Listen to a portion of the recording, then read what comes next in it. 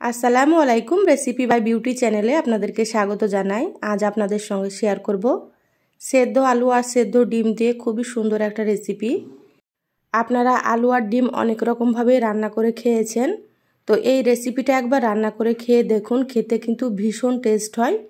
তো অবশ্যই আপনারা স্কিপ না করে পুরো রেসিপিটা দেখে নেবেন। আশা করছি আপনাদেরকে খুবই ভালো লাগবে। তো চলুন কথা না বাড়িয়ে রেসিপিটা শুরু করি। এখানে দেখুন বড় সাইজের 4টে আলু এইভাবে ডুমো ডুমো করে কেটে নিয়েছি। আলুগুলো আমি সেদ্ধ করে নেব, সেই জন্য এইভাবে করে কেটে নিয়েছি। আপনারা চাইলে এর থেকে বড় করেও কিন্তু কেটে নিতে পারেন। আর নিয়েছি এখানে 4টে ডিম। তো সব কিছু ভালোভাবে ধুয়ে পরিষ্কার করে নিয়েছি। আর এখানে আমি আমার পরিমাণ মতো নিয়ে নিয়েছি, আপনারা আপনাদের পরিমাণ মতো নিয়ে নেবেন। এবার গ্যাস অন করে কড়াই দিয়ে দিলাম। এবার এখানে আমি আলুগুলো দিয়ে দিচ্ছি। এবার আমি এখানে দিয়ে দিচ্ছি পরিমাণ মতো পানি। এখানে আমি একটু বেশি করে পানি দিয়ে দিচ্ছি, ডিমগুলো দিয়ে দেব সেজন্য। এবার আমি এখানে দিয়ে দিচ্ছি ডিম।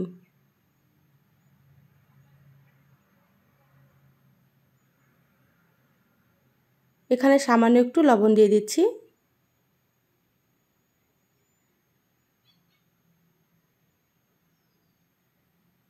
লবণটা খুব ভালোভাবে একটু মিশিয়ে নেব। এবার আমি ঢাকা দিয়ে আলু আর ডিমগুলোকে খুব ভালোভাবে সেদ্ধ করে নেব। তো আলু আর ডিমগুলো সেদ্ধ হলে তারপরে ফিরে আসছি।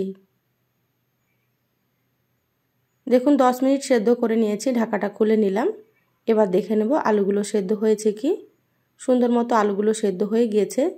এবার কড়াই থেকে আলু আর ডিমগুলোকে ঢেলে নিয়েছি। কড়াইটা পরিষ্কার করে আবারও গ্যাসে দিয়ে দিলাম। এবার আমি এখানে দিয়ে দিচ্ছি 3 কাপ মতো পানি, আর দিয়ে দিলাম হাফ চা চামচ লবণ। সামান্য একটু দিয়ে দিচ্ছি হলুদের গুঁড়ো।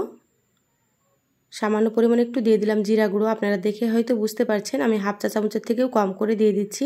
দিয়ে দিলাম সামান্য পরিমাণে জিরা গুঁড়ো, আর সামান্য পরিমাণে দিয়ে দিলাম মরিচের গুঁড়ো। এবার নেড়েচেড়ে খুব ভালোভাবে এটাকে ফুটিয়ে নিতে হবে। দেখুন ঝোলটা ফুটে গিয়েছে। এবার আমি এখানে সেদ্ধ করা আলুগুলো দিয়ে দিচ্ছি। তো আলুগুলো আমি এইভাবে হালকা করে ভেঙে নিয়েছি। এইভাবে ভেঙে নিলে কিন্তু খেতে বেশি ভালো লাগবে। আলুগুলো দিয়ে খুব ভালোভাবে একটু নেড়েচেড়ে নেব। আলুগুলো পুরোপুরি ম্যাশ করা যাবে না, এইভাবে হালকা করে ভেঙে নিতে হবে। এবার ঢাকা দিয়ে 5 থেকে 6 মিনিট এটাকে ফুটিয়ে নেব। আলুগুলো রান্না হতে থাক, এদিকে আমি মশলাটা বেটে নেব। মিক্সার জারে দিয়ে দিচ্ছি 4টে কাঁচামরিচ। আপনারা ঝাল বুঝে কাঁচামরিচ দিয়ে দেবেন। এবার আমি এখানে দিয়ে দিচ্ছি 10-12 কোয়া রসুন, খোসাটা ছাড়িয়ে নিয়েছি।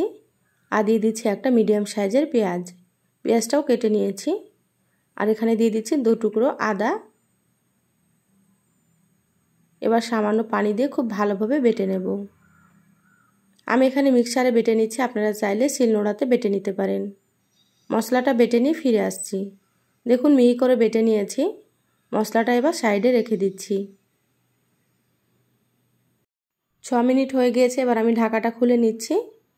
আলুগুলো খুব সুন্দর মতো হয়ে গিয়েছে। এবার আমি কড়াই থেকে আলুগুলোকে ঢেলে নেব।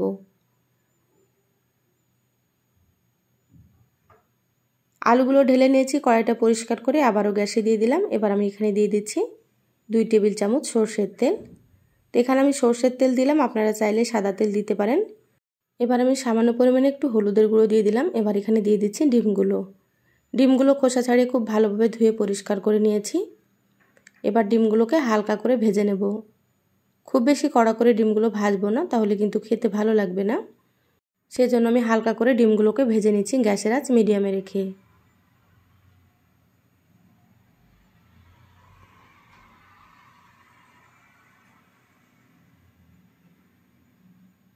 ডিমগুলো ভাজা হয়ে গিয়েছে, দেখতেই পাচ্ছেন আমি হালকা করে ভেজে নিলাম। এবার আমি ডিমগুলোকে তুলে নিচ্ছি। ওই তেলের মধ্যে দিয়ে দিচ্ছি হাফ চা চামচ গোটা জিরা, আর দিয়ে দিচ্ছি একটা পেঁয়াজ কুচি। তো এখানে আমি ছোটো সাইজের একটা পেঁয়াজ কুচি দিয়ে দিলাম, যেহেতু পেঁয়াজ বেটেছি সেজন্য।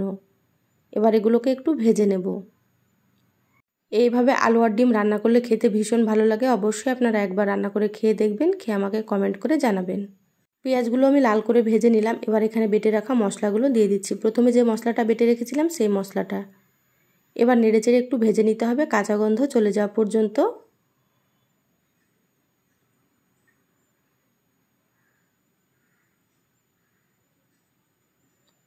দেখুন মশলাটা খুব ভালোভাবে একটু ভেজে নিলাম। এবার আমি এখানে দিয়ে দিচ্ছি টমেটো কুচি। এখানে একটা টমেটো দিলে কিন্তু খেতে বেশি ভালো লাগে। আপনারা চাইলে টমেটো ছাড়াও কিন্তু রান্না করতে পারেন, না দিলেও ভালো লাগবে খেতে। এবার দিয়ে দিচ্ছি স্বাদ মতো লবণ।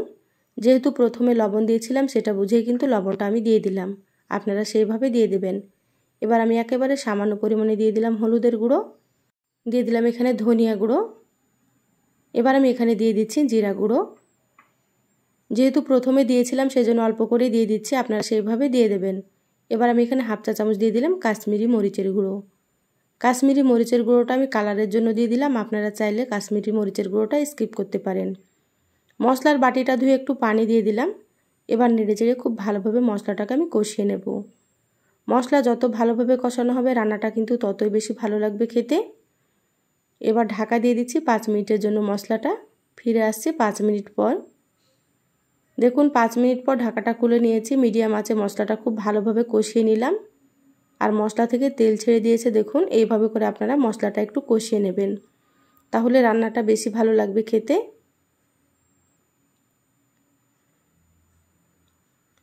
এবার আমি এখানে ভেজে রাখা ডিমগুলো দিয়ে দিচ্ছি।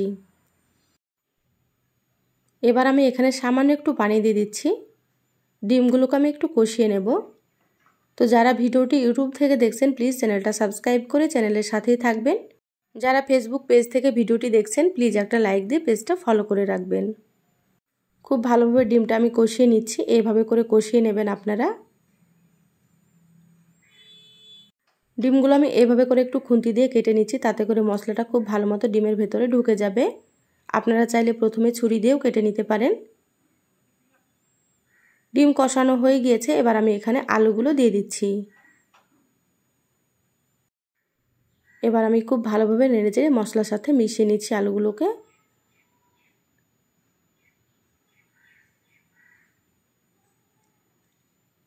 আমার চ্যানেলে আরও অনেক রেসিপি আছে, চাইলে আপনারা রেসিপিগুলো দেখে আসতে পারেন। এবার আমি এখানে দিয়ে দিচ্ছি হাফ চা চামচ গরম মশলার গুঁড়ো। গরম মশলার গুঁড়ো দিলে ফ্লেভারটা কিন্তু খুবই ভালো আসবে, অবশ্যই আপনারা একটু দেওয়ার চেষ্টা করবেন। এবার মশলাটা নেড়েচেড়ে খুব ভালোভাবে মিশিয়ে নিচ্ছি। ঢাকা দিয়ে মিডিয়াম আঁচে 5 মিনিটে রান্না করে নেব। যেহেতু আলুগুলো আগে থেকে সেদ্ধ করা আছে খুব বেশি সময় লাগবে না। তো ফিরে আসছি আমি 5 মিনিট পর। দেখুন 5 মিনিট হয়ে গিয়েছে, ঢাকাটা খুলে নিলাম। এবার খুব ভালোভাবে একটু নেড়েচেড়ে নেব। আর রান্নাটা এরকম করে রাখতে হবে, এর থেকে ঘন করা যাবে না, কারণ এটা নামানোর পরে অনেকটাই ঘন হয়ে যায়। এবার গ্যাস বন্ধ করে দিলাম। ঢাকা দিয়ে 2 মিনিটে রেখে দেব, তারপরে আপনাদেরকে আমি সার্ভ করে নিয়ে দেখাচ্ছি। দেখুন 2 মিনিট পর আমি বলে ঢেলে নিয়েছি, আর কালারটা দেখে হয়তো আপনারা বুঝতে পারছেন রান্নাটা কত সুন্দর হয়েছে। এই রান্নাটা গরম ভাত, রুটি, পরোটার সাথে খুবই ভালো লাগে। তো অবশ্যই আপনারা একবার হলেও এটা রান্না করে খেয়ে দেখবেন, বাড়ির সকলে কিন্তু খুবই পছন্দ করবে।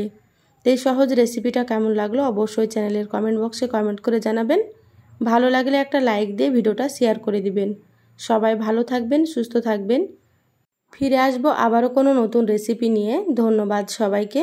আল্লাহ হাফিজ।